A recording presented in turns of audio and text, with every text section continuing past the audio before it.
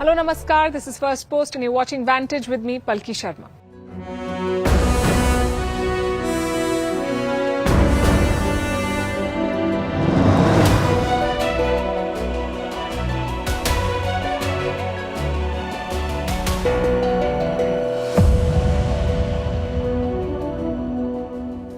It is extraordinary. Donald Trump has faced another attempt on his life. The shooter came within 500 yards of Trump, armed with a semi-automatic rifle. He couldn't get off a shot. But this is the second time in 2 months that Trump has been targeted. Is Donald Trump safe? Or does running for office in America mean putting a target on your back? The US is struggling to ensure the safety of its presidential candidates, but it hasn't stopped meddling in the affairs of other democracies. Washington is pushing New Delhi to ban Russian news network RT.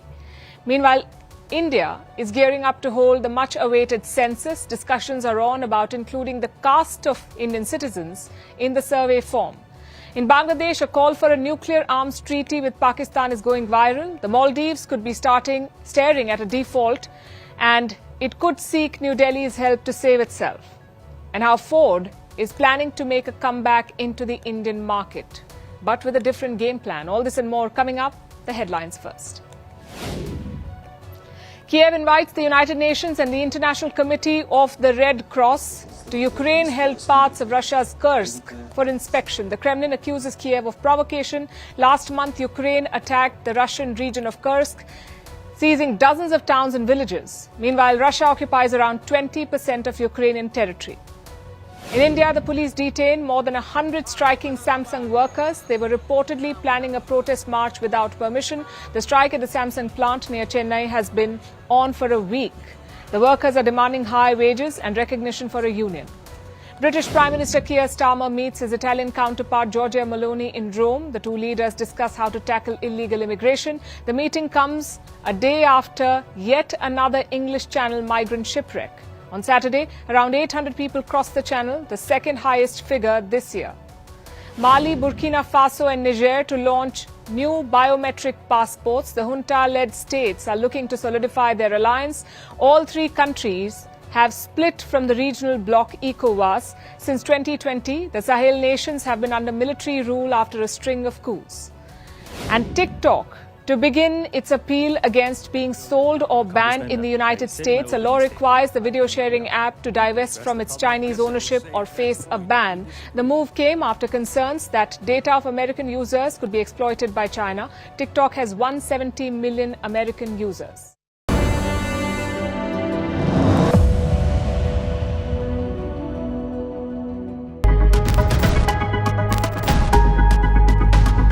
Take a look at what happened.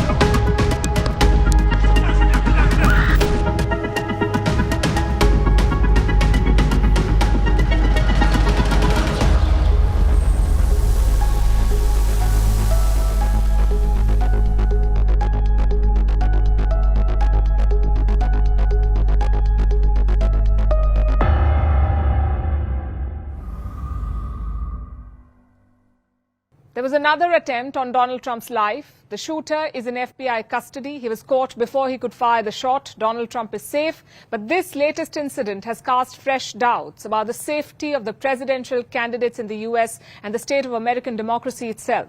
Less than 50 days are left for the presidential election. Can the U.S. keep its presidential candidates safe? Donald Trump was in Florida at his own golf course where this shooter showed up. He's been identified as Ryan Ruth. He is a 58-year-old man from Hawaii. He was only 300 to 500 yards away from Trump. That's when the Secret Service agents spotted him. They noticed a rifle barrel in some bushes. That's when the agents engaged with him. Former President Donald Trump is safe and unharmed following a protective incident shortly before 2 p.m. on Sunday at Trump International Golf Club at West Palm Beach. The U.S. Secret Service personnel opened fire on a gunman located near the property line, and this matter is under investigation. They fired at least 4 rounds. Ryan Ruth did not return the fire. Instead, he tried to flee. He dropped his rifle and escaped in a car. The local police later apprehended him on a highway. Here is an eyewitness account. I was with my family of 3, my mother, father, and me. We were driving on 195. We were actually about to enter 195 until we started seeing a bunch of patrol officers. And then that's when we saw black Nissan speeding up. And with that black Nissan, we started seeing a bunch of more patrol officers. A helicopter actually eventually came, and then it came to a complete halt. I feel like that's the best way you could summarize it. Ruth had come to the golf course armed. Reports say that he had an AK-47 rifle with a scope, a GoPro camera and 2 backpacks with ceramic tiles. He also had a clear problem with Donald Trump and his politics. Some of his old social media posts have surfaced now. This year he wrote a post on X. It was addressed to Joe Biden, the current president of the United States, and this is what it said. Your campaign should be called something like KDAF, Keep America Democratic and Free. Trump should be Massa, Make Americans Slaves Again, Master. Democracy is on the ballot and we cannot lose. This is what he wrote on social media. He wrote about the war in Ukraine as well. He was a supporter of Ukraine. He doesn't have any military experience, but reports say that in 2022, this man traveled all the way to Ukraine. This was right after the Russian invasion. It seems he was speaking with recruits trying to get foreign fighters to fight for Kiev. Ruth was believed to be involved in all of these efforts, but it's not clear if he was acting in an official capacity. His social media pages are an insight into his mind. There is a series of political messages, some showing support for Palestinians in Taiwan, some others criticizing China. There were posts talking about Chinese biological warfare. He also discussed the pandemic at one point, and he called it an attack. In 2020, he supported Bernie Sanders in the presidential election and called Joe Biden Sleepy Joe. His accounts are no longer accessible. Internet platforms have taken them down. A former neighbor of this man has also spoken out. He said that Ruth was involved in some illegal activities. Listen in. I ain't seen him in a while, so I don't know what his mindset was. Now, you know, I've been here like 20 years, and so, I mean, I met him, and he was here, and he was bad then when I first moved over here with the feds and stuff and stolen property, and had truckloads of 18-wheelers with stolen property and stuff in it. And all, yeah, but he had a lot of stolen property at his house when he was over here? there, yeah. And the feds came in with the trucks and everything and all, and police. And when did that happen? That was years ago, though. Ruth was supposed to be produced before a judge today. Donald Trump was quick to issue a statement after the incident. He said, I'm safe and well, and I'm quoting, I will never surrender. Both Biden and Kamala Harris were briefed about the shooting. The White House has issued a statement. Harris said that violence has no place in America. The Secret Service says the threat level remains high, though. Yes, the threat level is high. We have increased the amount of assets that we've supported. So we live in danger times. So, yes. Donald Trump has praised the Secret Service. He said they did an outstanding job, but some others have doubts. Once again, questions are being raised, like how did a shooter get so close to the former president? Why was the golf course not cordoned off? Apparently, the Secret Service security was limited. Some reports also say that they spotted the shooter before when the agents were sweeping the course. And something similar, in fact, happened in the month of July as well, when Donald Trump was shot at in Pennsylvania. He had a narrow escape. The bullet just scraped his ear. The shooter, Thomas Matthew Crooks, was spotted near the rally before the shooting, and despite that, he managed to get to a nearby roof and fire a gunshot at Trump. Thankfully, that did not happen today.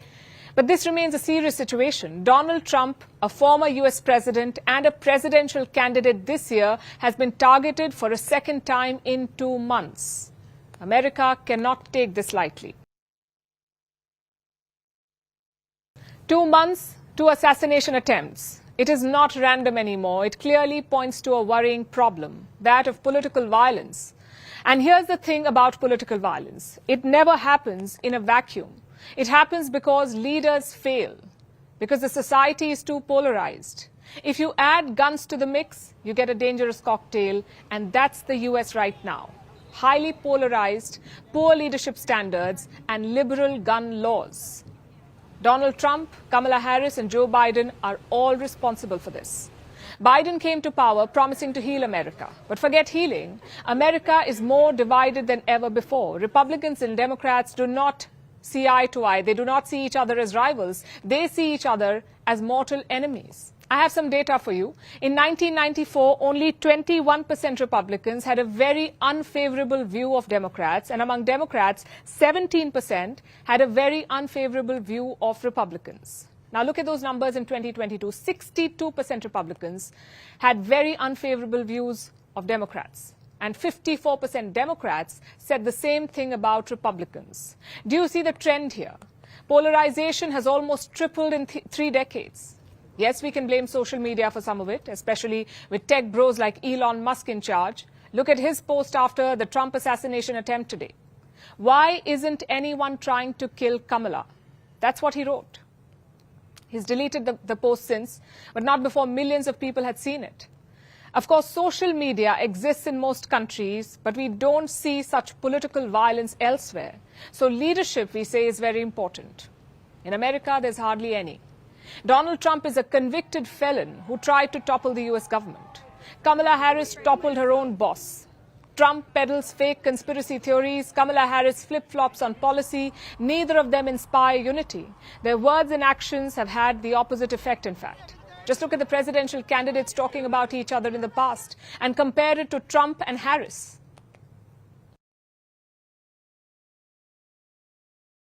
We never doubted the other man's sincerity or the other man's patriotism. I have to tell you, he is a decent person and a person that you do not have to be scared as President of the United States.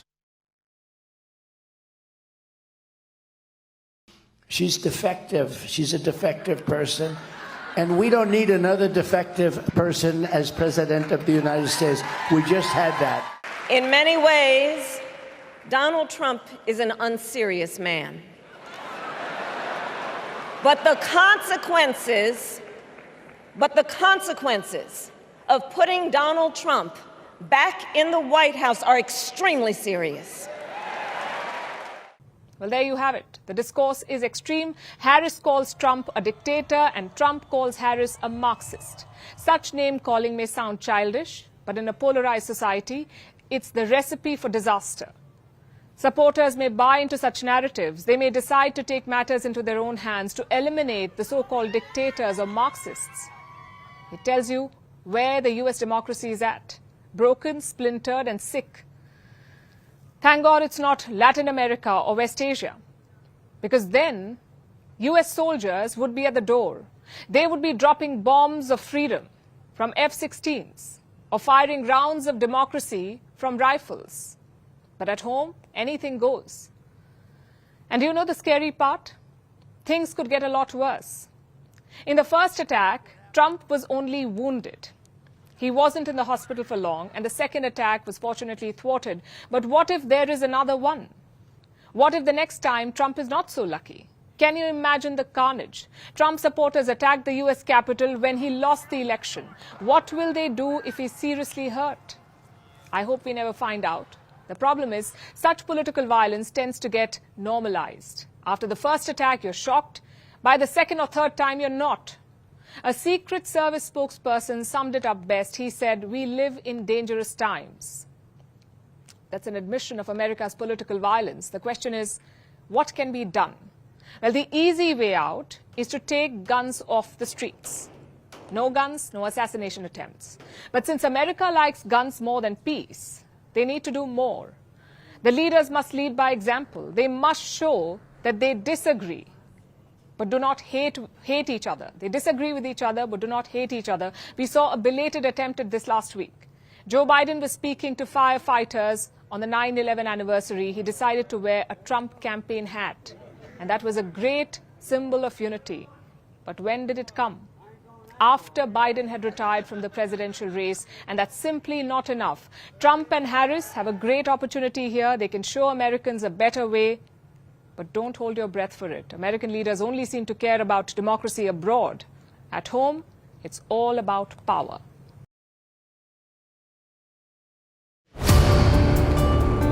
Hello, welcome. You're watching Awaaz International.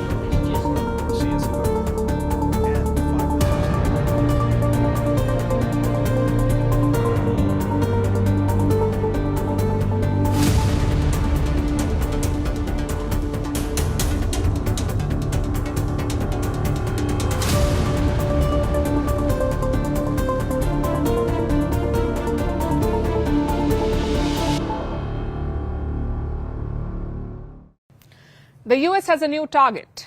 America is turning all its attention on a new foe, the Russian media network RT. RT was founded in 2005. It used to be called Russia Today. The outlet's purpose was to push back against the West, offer a different point of view. But the US insists that RT is an arm of the Russian government, one of Moscow's global propaganda tools. So Washington has now decided to go after RT. On Friday, the US announced new sanctions and more. In addition to imposing sanctions, visa restrictions, and other measures, the State Department also designated the Russian state-funded and directed media company, Rossiya Segodnya, and 5 of its subsidiaries, including RT, under the Foreign Missions Act. As a result, these actors are now required to notify the State Department of all personnel working in the United States, as well as their property. So America will now be tracking RT journalists, keeping tabs on their property. How very supportive of free speech, we say. How does the US justify this? By claiming that RT is more than just a propaganda outlet. The US, in fact, has upgraded its accusations. It now says that RT is, and I'm quoting, an entity with cyber capabilities, one that engages in information operations, covert influence, and military procurement. You heard that right, and that last charge is new. Washington says that RT operates a crowdfunding platform, one that is providing weapons to Russian troops in Ukraine. Think about that for a second. The US claims that Russian soldiers need RT to get them weapons. Things like sniper rifles, body armor, night vision equipment, and drones. Apparently, Moscow is not able to get this equipment on its own, so it needs to crowdfund it via RT. That is what the US is implying, which is quite the claim. And even American media outlets have harbored doubts about this. Reports say that there are no obvious connections between RT and the fundraising campaign. But that hasn't deterred the US. They have gone ahead and imposed more sanctions on RT and other Russian media firms. Moscow has taken a dim view of all of this. Russia's foreign ministry spokesperson mocked the Americans. She said there should be a new profession in the US, a specialist in sanctions imposed on Russia, so that Washington does not repeatedly target entities that are already sanctioned, like RT. The US already went after RT back in 2022. Their subsidiary channel, RT America, was forced to shut down operations. 2 weeks ago, the US targeted them again. They charged RT employees with money laundering. And now we have the latest set of sanctions. And that's just the tip of the iceberg, because the US is not done yet. They don't just want to stop RT within their own borders. They are going international with their suppression efforts. I've instructed U.S. diplomats around the world to share the evidence that we've gathered on RT's expanded capabilities and the ways it's being used to target individual countries and the information ecosystem that we share. Now, each government, of course, is going to decide how it responds to this threat. Blinken sounds almost docile there, doesn't he? He says the US will just share evidence and countries can decide what to do about it. But then you get reports like this. Apparently, the US wants India to ban RT. They want New Delhi to revoke the accreditations of RT journalists. Officials from the US Embassy have held talks with India's External Affairs Ministry and they're urging action.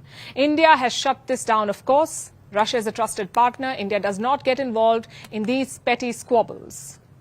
But what does the story tell you?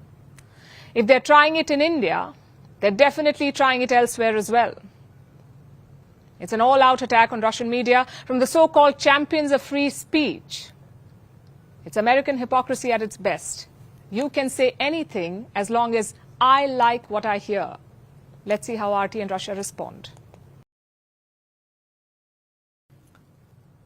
Staying with India, the caste census is back in news. As you know, the census is a decadal exercise. It was last conducted in the year 2011. The 2021 census was delayed by the Wuhan virus pandemic, but now plans are being drawn up. And this time, there is a big question. Should a column on caste be added? Normally, a census looks at things like age, religion, gender, and domicile. But this time, your caste may also be recorded. Reports say the government is yet to take a final call on this. They may or may not go ahead with it. But the fact that they're considering it is significant. Now, I know you have questions. Let's look at the 3 most important ones here. What is a caste census? what is being considered, why is it being considered a caste census?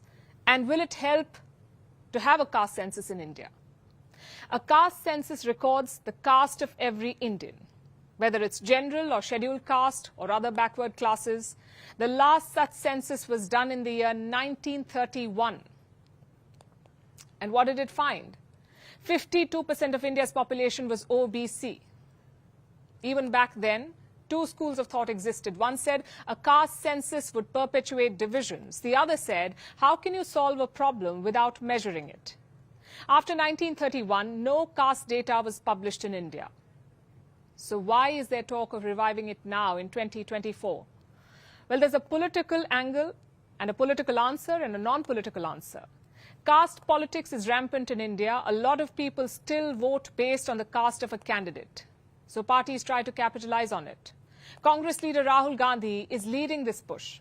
He has promised a caste census if he comes to power. And it's clearly working because his party doubled its seats in this election. So the idea has traction, which brings us to the non-political answer to this question. Backward castes have been historically oppressed in India. They make up a majority of the population, but only a minority in the corridors of power. To balance this, India has quotas in colleges and jobs. These quotas are set at 50%. That's the cap, 50% quotas. So half the seats for jobs are reserved. Also half the seats in colleges, not more than half. But some parties want to tweak it. They say India's caste numbers are outdated and the actual numbers may require quotas beyond 50%. So their argument is social justice. Now, the state of Bihar published caste data in 2023. It found that 84% of its population belonged to marginalized castes, 84%. Only 15% belonged to dominant castes. Again, it helped them politically. Bihar's Chief Minister Nitish Kumar won the most Lok Sabha seats from the state. He's now a key coalition partner at the centre in the NDA government. And where does the BJP feature in all of this? That's the ruling party at the centre.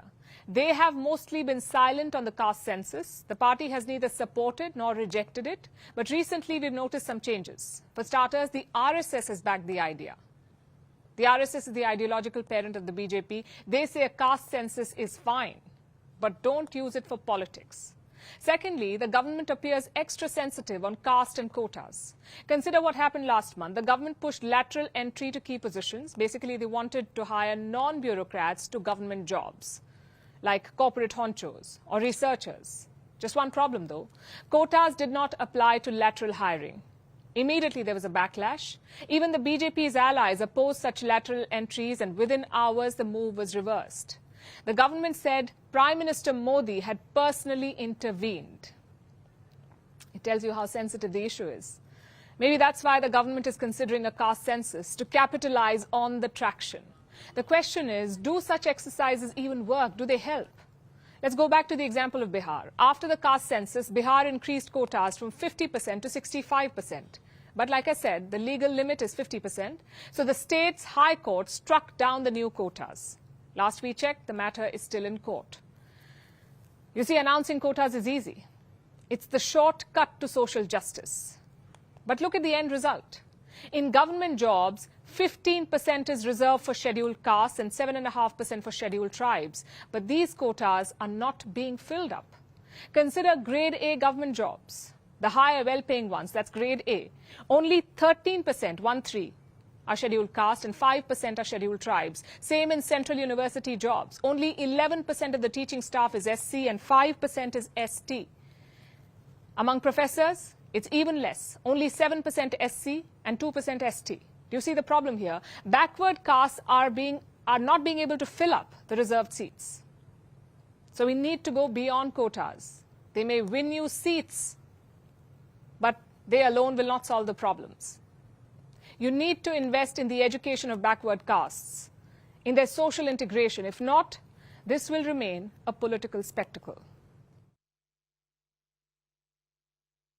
Every year, India produces 1.5 million engineers, 1.5 million. But do you know how many can build a core AI product? Just about 2,000. Imagine that. Artificial intelligence is the future. According to the International Monetary Fund, AI will affect 40% of all jobs in the future, 40%. And the world seems unprepared for it. And so are India's engineers. According to a new report, 67% of them think that AI will take their jobs. 87% are considering upskilling.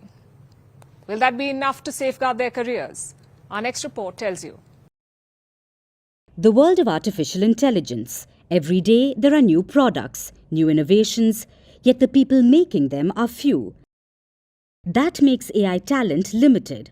But while AI jobs are in demand, what about other jobs? Is artificial intelligence going to replace them? A report by the International Monetary Fund says that artificial intelligence could impact 300 million jobs. That's about 9.1% of all jobs in the world. According to the IMF, 40% of all jobs will be affected by AI in some way or the other by 2025. In Europe alone, 68% people fear they could lose their job due to AI. So AI is coming for your job, and the world is worried, including India's engineers. 67% of them fear AI could negatively impact their jobs.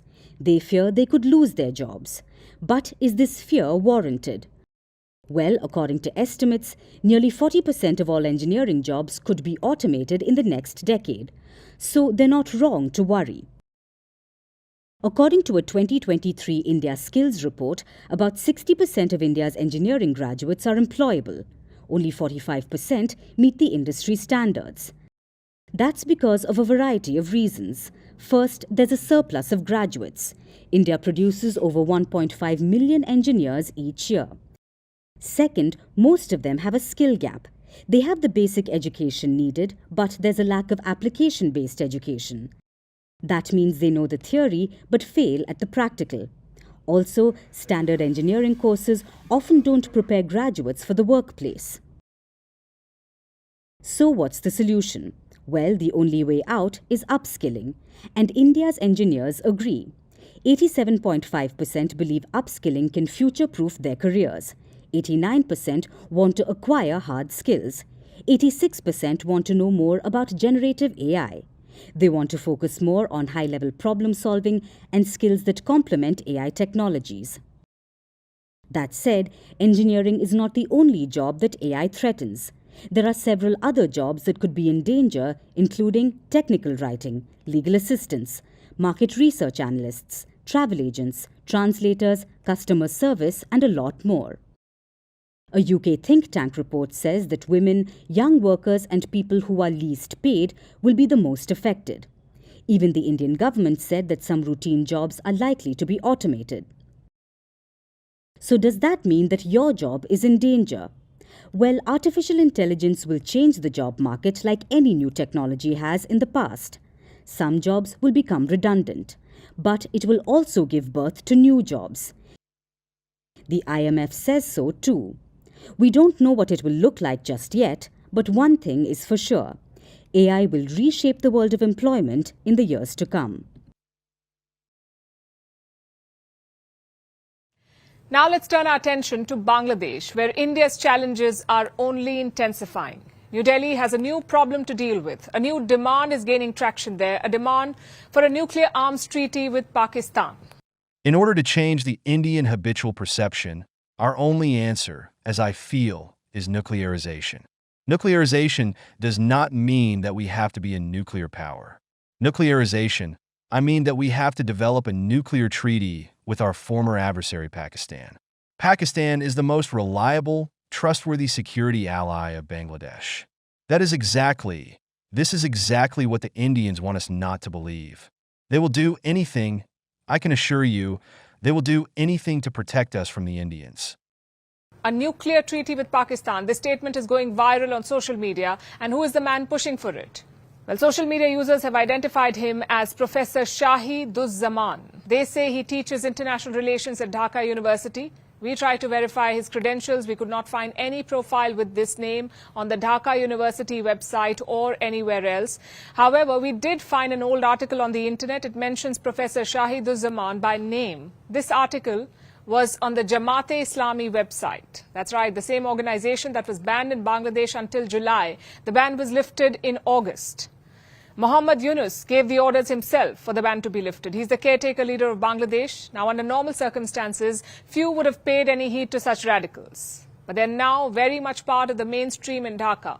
Yunus has given these groups a new lease of life. Professor Shahiduzzaman's demand for a nuclear treaty with Pakistan was received with loud cheers. And it is being amplified by the Pakistani press.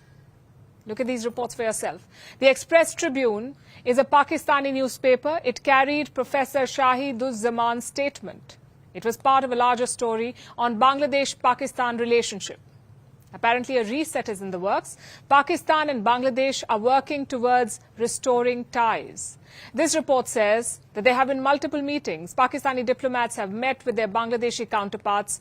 The same piece describes how hard it was for Pakistani diplomats to get a meeting with a Bangladeshi government official when Sheikh Hasina was in power.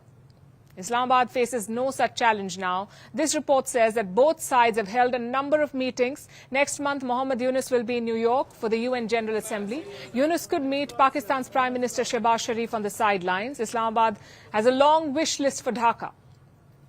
It wants them to ease the visa process for Pakistani nationals. It wants direct flights to resume and better trade and commercial ties. So Pakistan is trying to get a foot in the door. How should India see this and, more importantly, counter this? What should New Delhi's strategy be at this point, counter strategy? Reports say Prime Minister Modi was supposed to meet Yunus in New York as well, but neither New Delhi nor Dhaka has confirmed this meeting yet. However, India is intensifying contacts in Dhaka, and Indian diplomats in Bangladesh have held a range of meetings. They met several advisors of Yunus. These are the interim ministers holding various portfolios in his government, from home affairs to energy to economics and fisheries. India has been engaging with all key ministries. This flurry of engagements is a good sign. It signals India's willingness to work with the new leadership. But Yunus is sending mixed signals. Last week, he sent a new message to New Delhi. He said that he wants good relations with India. At the same time, he underlined the need for fairness and equality in ties, whatever that means. How should India respond to this? How should we see this? There is only one way forward: constant engagement. And that is how India can navigate this uncertainty, because pulling back would mean ceding ground to Islamist forces, and that would be a setback for Indian interests. New Delhi cannot afford to let that happen. Now to West Asia. On Sunday, a missile struck central Israel. It fell in an open area. No one was hurt, but for Israel, this was a big deal.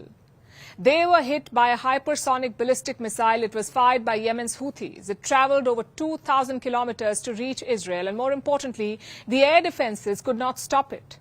Of course, Israel is not taking it lightly. Prime Minister Benjamin Netanyahu says that the Houthis will pay a heavy price for this.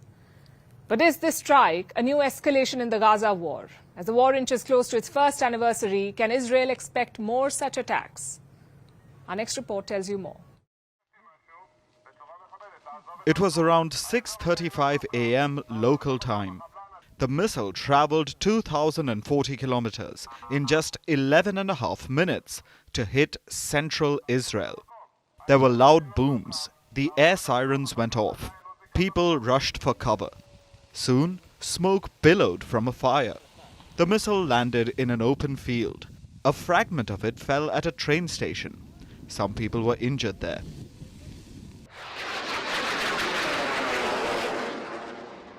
This is the longest-range missile to ever hit Israel. It came from Yemen. It was fired by the Houthis, and it reached deep into Israeli territory. More importantly, Israeli air defense systems failed. Israel engaged two defense systems, the Iron Dome and the Arrow, yet it could not stop the missile from striking. So the question is, how did the Houthis achieve this? Well, the group says it's their new hypersonic ballistic missile. The missile force in the Yemeni armed forces carried out a special military operation which targeted a military target of the Israeli enemy in the Jaffa area in occupied Palestine. The operation was carried out with a new hypersonic ballistic missile that managed to reach its target, and the enemy's defensive systems failed to intercept and face.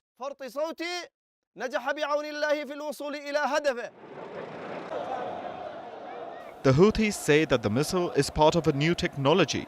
It's homegrown and apparently created by Yemeni technicians. Well, the 1994 Yemeni civil war saw the first use of ballistic missiles. But since 2015, Yemen has been relying on Iranian support for both weapons and training. In fact, Saudi Arabia pointed it out recently.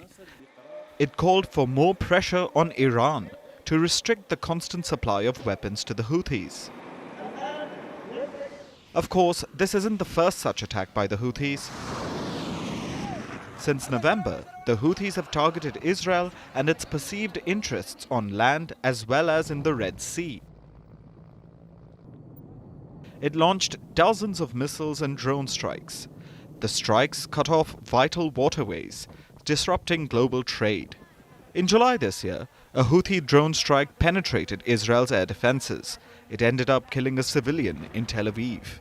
But while this attack may have failed, the Houthis say that there will be more such strikes in the coming days.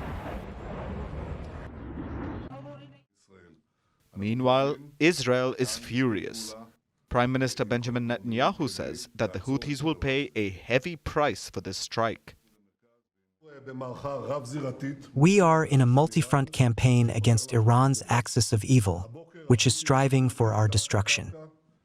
This morning, the Houthis launched a surface-to-surface missile from Yemen into our territory. They should have known by now that we were exacting a heavy price for every attempt to harm us. Anyone who needs a reminder on this matter is welcome to visit the port of Hodeidah. Whoever attacks us will not evade our strike.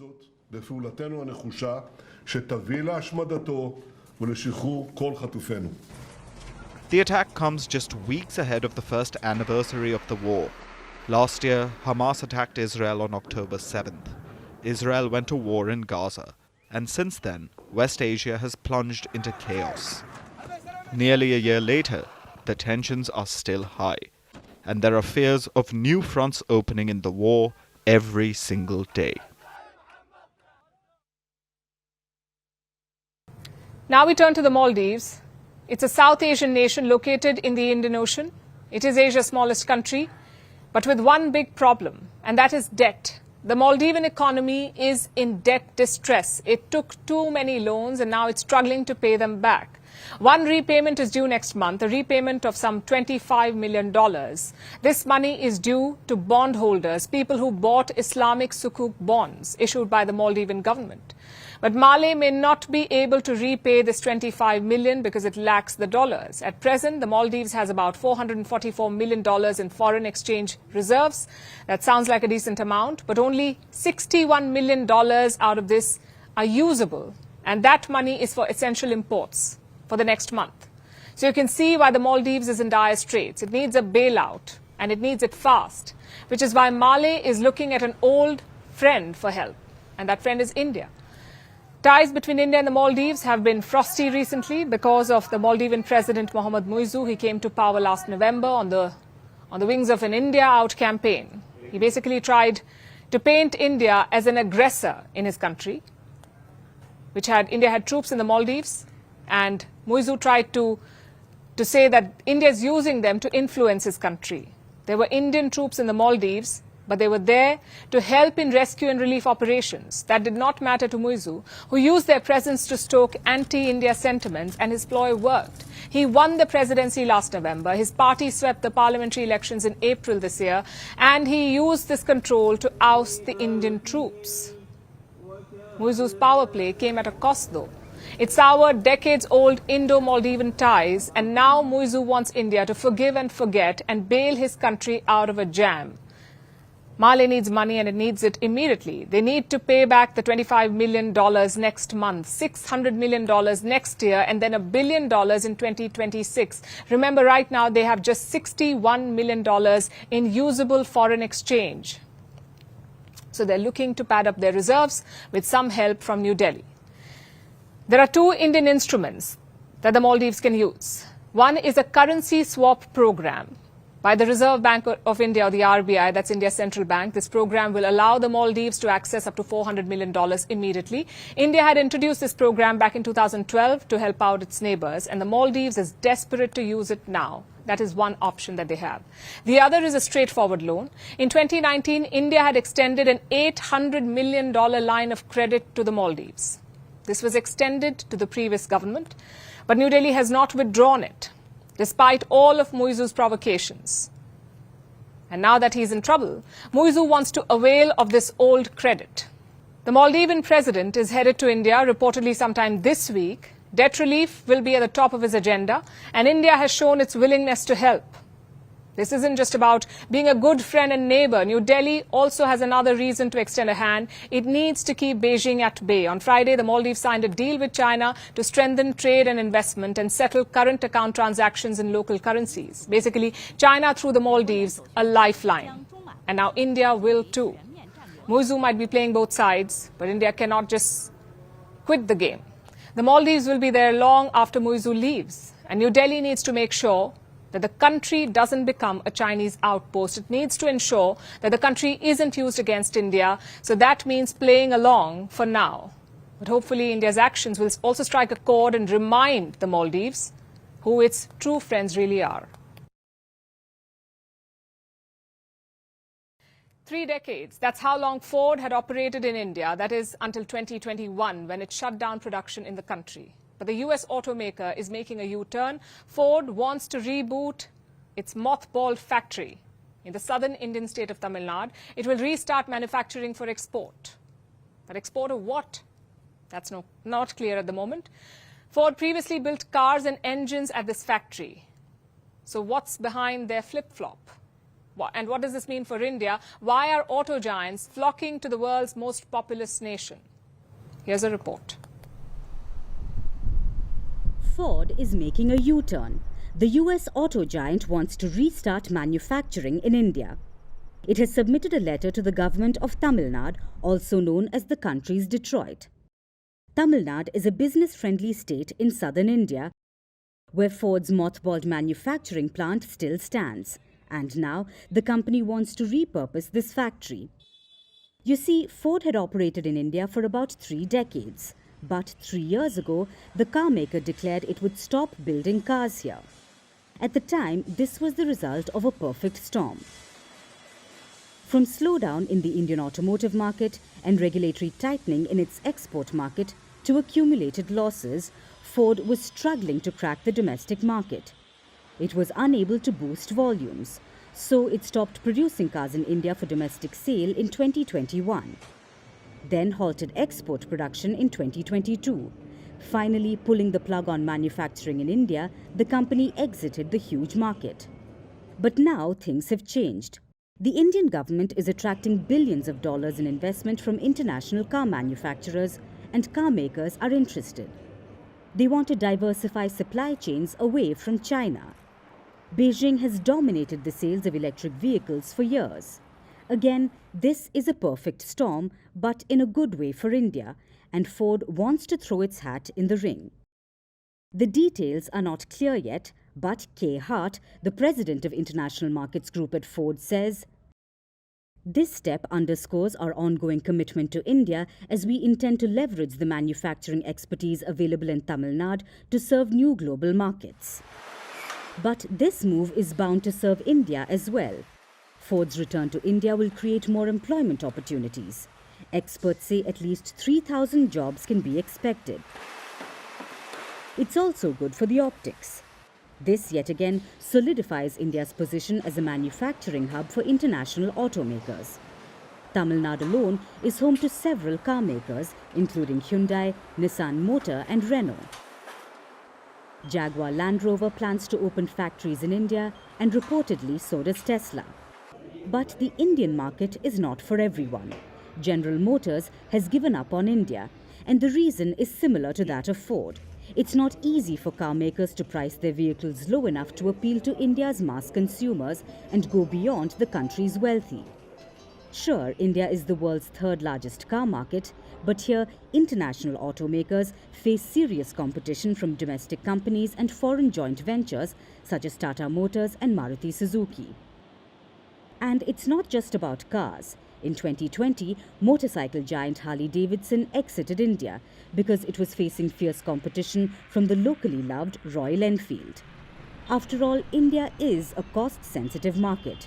Not everyone can get it right, but maybe this time Ford just might.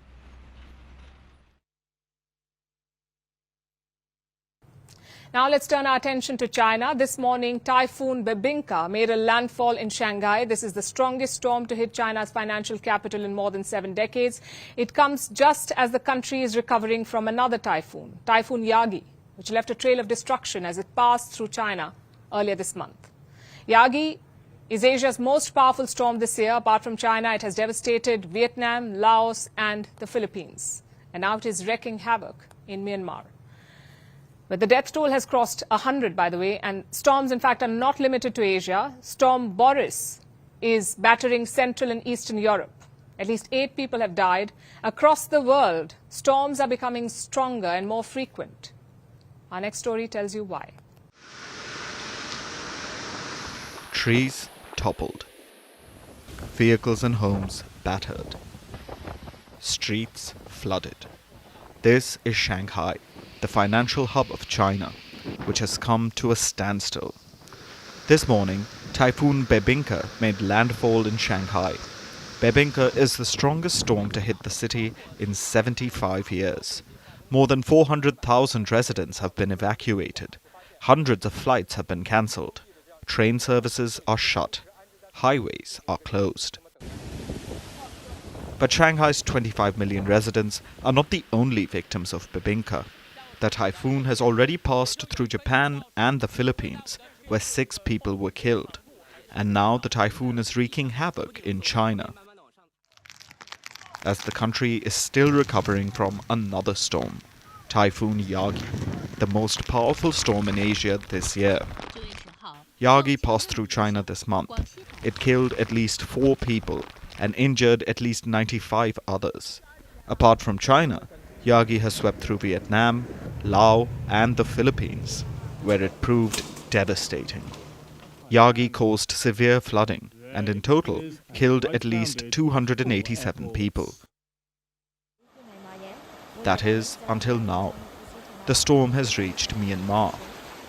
The death toll has risen by 113.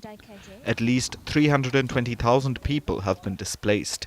64 people are missing. Additionally, 66,000 houses and 375 schools have been destroyed. Several kilometers of roads have been washed away. Now, countries are pouring in aid. India has launched Operation Sadbhav, meaning goodwill, to send urgent supplies to Vietnam, Laos and Myanmar.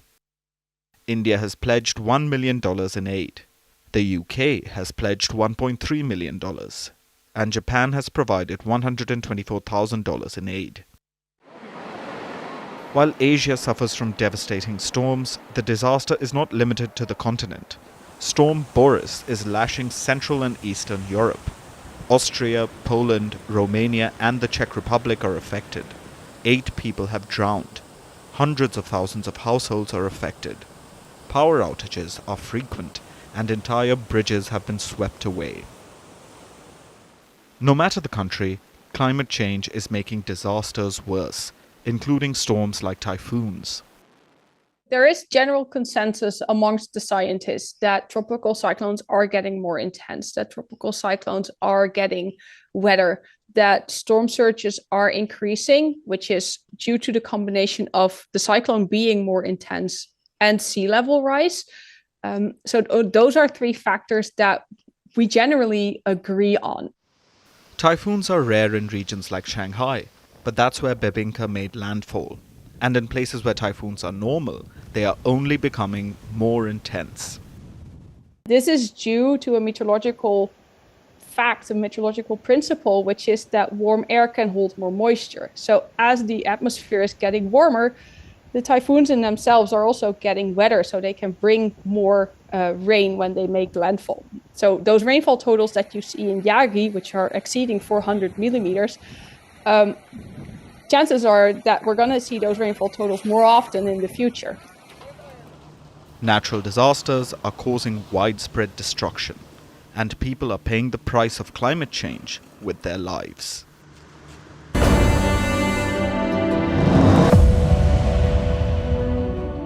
A lot of people say that New Zealand is boring. It's far away from literally anything. It's got very few people, and there's not much to do, especially if you're not into outdoorsy stuff.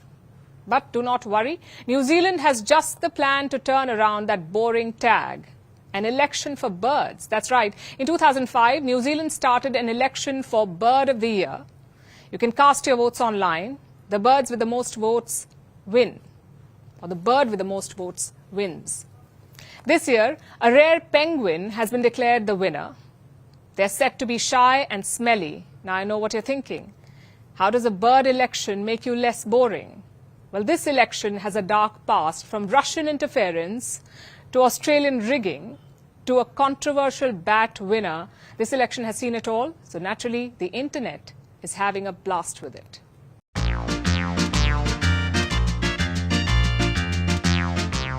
I am very proud to announce that once again the hoi-ho, or yellow-eyed penguin, has made it to the top of the podium.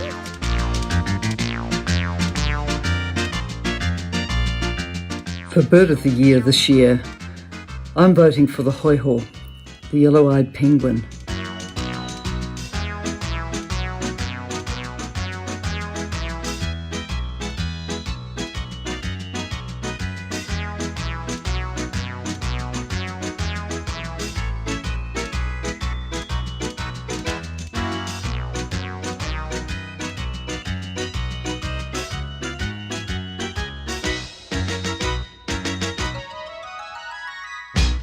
And now it's time for Vantage Shots, images that tell the story. A 2-month-old baby hippo goes viral in Thailand, drawing thousands to the zoo where she lives. China celebrates Mid-Autumn Festival with dazzling lantern shows. And a Russian gardener breaks national records by growing a pumpkin that weighs, wait for it, 817 kilos. Finally, we're taking you back in history. On this day in 1940, U.S. President Franklin Roosevelt signed the Selective Service Bill. All American men aged between 21 and 35 could be called for military service. It was the country's first peacetime draft ahead of the Second World War. The draft remained in place until 1973. We're leaving you on that note. Thank you for watching. We'll see you tomorrow.